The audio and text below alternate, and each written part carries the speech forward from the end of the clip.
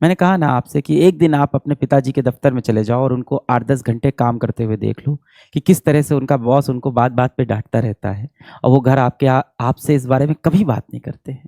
किस तरह से ऑफ़िस में उनके बगल में बैठा जो कलीग है वो उनको बताता रहता है, जो ऑफ़िस में उनके दोस्त हैं वो उनको बताते रहते हैं कि शर्मा जी ऐसा है ना, गुप्ता जी ऐसा है ना कि हमारे बेटे ने इस बार 95% लाया है, हमारे बेटे को ये मेडल मिला है, मेरा बेटा आईआईटी में सेलेक्ट हो गया है। और आपके पिताजी वहाँ पे आपको ही कहीं न कहीं बताते रहते हैं, कहते नहीं मेरा बच्चा भी अच्छा है, तेज़ है, करेगा कुछ बहुत बड़ा करेगा जीवन में, कोई बात नहीं कितने भी नंबर ला रहा है, मैं बहुत खुश हूँ। एक बार वो ज़िंदगी जी के देखो बेटा, आपकी ज़िंदगी बहुत आसान लगेगी आपको। सिर्फ़ एक ही चीज़ यहाँ पे मैटर करती है, तुम्हारे मन में सच में वो आग लगी है कि नहीं लगी है? सच में तुम्हारे अंदर वो आग है या नहीं? तुम्हें करके दिखाना है या नहीं? 17-18 साल के आप हो गए हो। यहाँ से 2 साल आप लग के मेहनत कर लो, जीवन काफ़ी बदल जाएगा। एक बेटर करियर की तरफ आप जा सकते हो।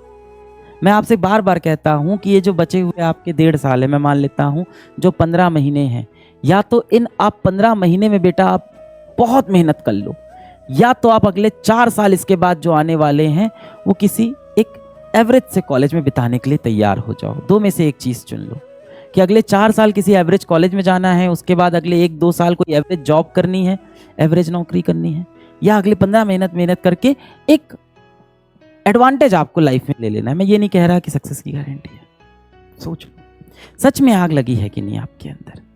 जो आग आपके अंदर लगी थी ना जब 11th क्लास शुरू हुआ था, वो आग अभी भी है कि नहीं आपके अंदर?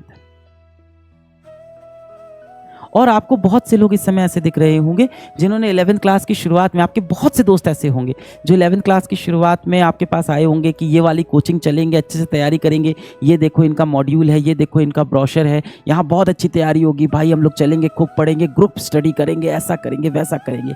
हुआ क्या, 2-3 महीने के अंदर उनकी कोई गर्लफ्रेंड बन गई, किसी लड़की का कोई बॉयफ्रेंड बन गया, जीवन में वो अलग अलग गेम खेलने लग गए, किसी को किसी गेमिंग की लत लग गई है, किसी को किसी बेटिंग की लत लग गई है, किसी को वो सब शेयर मार्केट की लत लग गई, अलग अलग चीज़ों की लत लग गई और सब ट्रैक से बिखरने लग गए।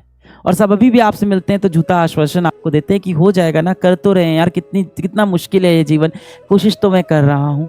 मैं हमेशा कहता हूँ अपने जीवन को उन दोस्तों से कंपेयर नहीं करो, क्योंकि हो सकता हो उनके माँ बाप अमीर हों, आपके माँ बाप नहीं हैं।